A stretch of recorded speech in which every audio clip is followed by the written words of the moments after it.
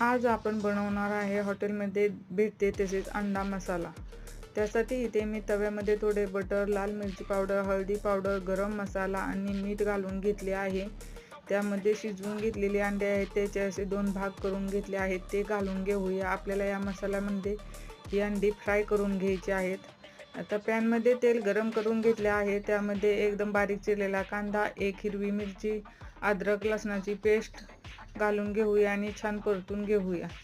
यामध्येच बारीक चिरलेले टोमॅटो घालून घेऊया. इथे मी टोमॅटोची प्युरी तयार करून घेतली आहे. हळदी पावडर, लाल मिरची पावडर, गरम मसाला आणि धने पावडर घालून छान मिक्स करूया. चवीपुरते मीठ घालूया आणि यामध्ये थोडे पाणी घालूया.